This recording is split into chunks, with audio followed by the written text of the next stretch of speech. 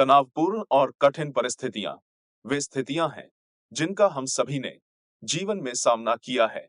हम में से कई लोग इन स्थितियों का असफल तरीके से सामना करते हैं।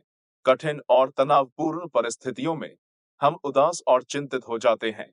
तो हम कैसे इन परिस्थितियों में अपनी आंतरिक शांति बनाए रखें? इसका जवाब हमें बुद्ध की शिक्षाओं में मिलता है। इसके लिए सबसे पहले हमें जानना और सीखना होगा कि यह स्थिति क्या है। उन सभी अनुभवों और स्थितियों में जो हम अपने जीवन में सामना करते हैं, उनमें एक सामान्य प्रकृति है जिसे नश्वरता कहा जाता है। जो कुछ भी हमारे जीवन में घटित होता है और हम अपने जीवन में अनुभव करते हैं, उसके तुरंत बाद यह नश्वर हो जाता है, वह खत्म हो जाता है। आपको क्या लगता है, क्या यह सही नहीं है? हाँ, बिल्कुल यह है। अब कल्पना कीजिए कि कोई व्यक्ति आपको आपकी ही शिकायत कर रहा है, एक गलती के बारे में शिकायत कर रहा है जो आपने शायद नहीं किया है। उस क्षण में जब कोई हमें किसी चीज का दोष देता है या हमारी गलतियां निकालता है, तो हम उदास हो जाते हैं, हम दुखी हो जाते हैं। लेकिन उस स्थिति की प्रकृति क्या है? इन शब्दों की प्रकृति क्या है? उन कठोर शब्दों की, जैसे ही हम उन्हें सुनते हैं, वे नश्वर हो जाते हैं, वे जा चुके हैं। इसका मतलब है कि हम अपने जीवन के अनुभव में जो कुछ भी सामना करते हैं, वे सब नश्वर बन जाते हैं। यही प्रकृति है। लेकिन असली समस्या यह है कि हमारा मन उन अनुभवों से चिपक जाता है और हमारे दिमाग की एक प्रकृति है कि यह बार बार हमारे अंदर अनुभव पैदा करता है। और हमारा मन क्या करता है? यह उन शब्दों को बार बार बनाता है। हम उन कठोर शब्दों को बार बार सोचते हैं। हम उदास और बहुत उदास हो जाते हैं। लेकिन वास्तविक प्रकृति यह है कि वे शब्द और अनुभव जा चुके हैं, वे खत्म हो गए हैं। यही प्रकृति है। नश्वरता के बारे में समझना और यह समझना कि ये अनुभव और जिन चीजों का हम जीवन में सामना करते हैं, वे सब जा चुके हैं, यह बहुत महत्वपूर्ण है। सामना करना और एक कठिन स्थिति में शांत होना, क्योंकि आप प्रकृति को जानते हैं, यह पहला कदम है जिसे हमें समझने की आवश्यकता है। हम अपने जीवन में जो कुछ भी सामना करते हैं, वह अस्थायी है। चाहे आप एक भयानक समय का सामना करें, यह नश्वर होगा, यह बदल जाएगा, फिर अच्छा दिन आएगा। चाहे आप एक अच्छे समय, खुश समय और एक अद्भुत समय का सामना करें, वह भी अस्थायी होगा। आप इस बात को समझें कि यह दुनिया अस्थायी है, हमारा जीवन अस्थायी है और इस दुनिया में कुछ भी स्थायी नहीं है, यहाँ तक कि आपकी समस्याएं भी नहीं। अगर आप इस बात को समझ लेते हैं, तो यह पहला कदम है तनावपूर्ण स्थिति से निकलने का। अब दूसरा कदम जिसका आपको पालन करना चाहिए, वह है कि जब भी आप एक कठिन स्थिति में या एक भयानक क्षण में होते हैं, तो आपको कुछ अभ्यास करने या शांतिपूर्ण रहने और अपनी शांति बनाए रखने के लिए कुछ करने की आवश्यकता होती है। और समस्या को हल करने के लिए एक समाधान के बारे में सोचें। तो यह कैसे होगा? आइए देखें। हम में से बहुत सारे लोग कठिन परिस्थितियों के दौरान बहुत घबरा जाते हैं और बाहर निकलने की कोशिश करते हैं। इसलिए कठिन स्थिति में अपने दिमाग को शांत करने के लिए हम कुछ अभ्यास करें। तो हम क्या कर सकते हैं? सबसे अच्छी बात इस स्थिति में यह है कि आप यहाँ थोड़ा ध्यान कर सकते हैं। एक आसान ध्यान, तनावपूर्ण स्थिति के दौरान थोड़ा ध्यान। अब यह कैसे करें? सबसे आसान ध्यान है जो आप तनावपूर्ण स्थिति में अभ्यास कर सकते हैं, वह है अपनी सांस पर ध्यान देना। सांस एक अद्भुत प्रक्रिया है। यह स्थिति के अनुसार बदलती है। जब हम एक भयानक क्षण में होते हैं, तो हमारे सांस लेने की प्रकृति क्या होती है? आपको पता है, यह तेज और छोटी हो जाती है।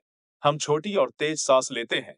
और जब हम सोते हैं, तो हमारे सांस लेने की प्रकृति क्या होती है? हम सामान्य रूप से क्या करते हैं? मुझे लगता है कि आप में से अधिकांश ने इसका अनुभव किया है। जब आप बिस्तर पर जाते हैं, आप एक गहरी सांस लेते हैं और इसे जाने देते हैं। ये एक संकेत है जो आपका शरीर दिखाता है कि आप आराम करने जा रहे हैं। इसलिए यदि आपको शांतिपूर्ण और ट्रैंक्विलाइज्ड बनने की आवश्यकता है, तो आपको अपनी सांस को पुनर्गठित करना होगा। इसलिए एक कठिन और तनावपूर्ण स्थिति में बस एक गहरी सांस लें और इसे जाने दें। अपनी सांस लेने के पैटर्न पर विचार करें, लेकिन इसके लिए थोड़ा सा अभ्यास करने की आवश्यकता है। आप इसे अभ्यास के बिना नहीं कर सकते हैं। सबसे पहले आपको इसका अभ्यास करने की आवश्यकता है।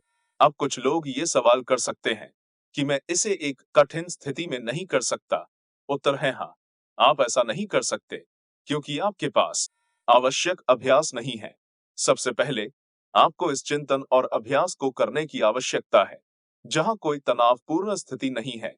इन प्रथाओं की प्रकृति यह है कि यदि आप इसे उस समय करते हैं जब कोई समस्या नहीं होती है, तो यह आपके लिए एक तनावपूर्ण स्थिति के दौरान एक उपाय की तरह काम करेगा। एक महान कहावत है कि यदि आप शांति के समय के दौरान पसीना बहाते हैं, तो आप युद्ध के दौरान कम खून बहाएंगे। इसका मतलब है कि यदि आप शांतिपूर्ण परिस्थितियों के समय में अभ्यास करते हैं, तो यह अभ्यास आपको कठिन परिस्थितियों का सामना करने में मदद करेगा। इसलिए अपनी सांस पर विचार करने के लिए दिन में कम से कम 5 मिनट का अभ्यास करें। क्या आप ये महसूस कर सकते हैं कि आप किस तरह सांस ले रहे हैं? यह आपको अपने दिमाग को शांत करने में मदद करेगा। यदि आपको बकवास करने वाले मन को रोकने की आवश्यकता है, यदि आपको उन विचारों को रोकने की आवश्यकता है जो हर समय आपके दिमाग में घूम रहे हैं, तो अपने दिमाग में अंदर बस श्वास ध्यान का अभ्यास करें। बस सांस लेने के ध्यान पर विचार करें।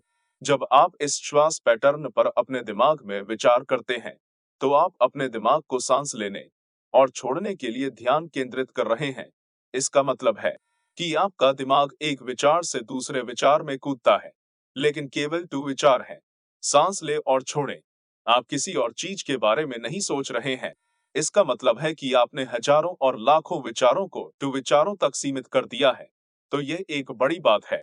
इसलिए यदि आप ऐसा करते हैं और आप इसे एक अभ्यास के रूप में करते हैं, तो आप महसूस करेंगे कि आपका दिमाग अधिक शांतिपूर्ण हो जाएगा। इसलिए जब भी आप एक कठिन और तनावपूर्ण स्थिति का सामना करें, तो गहरी सांस लेने की कोशिश करें। कुछ गहरी सांस लें और उन्हें जाने दें। यह आपको बेहतर महसूस कराएगा। इसलिए आपको एक कठिन स्थिति का सफलतापूर्वक सामना करने के लिए उस समय तैयारी करनी होगी जब आप तनाव मुक्त है। तो इस तरह विचलित हुए बिना कठिन परिस्थितियों का सामना कर सकते हैं। और आपको अतिरिक्त रूप से प्यार और दयालुता का अभ्यास करना होगा और आपको क्षमा का अभ्यास भी करना होगा।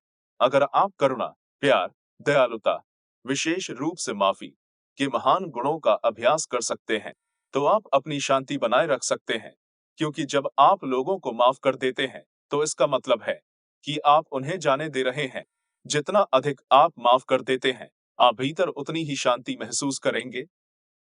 लेकिन माफी का मतलब यह नहीं है कि आप उनके लिए बार-बार एक ही जाल में फंसने जा रहे हैं।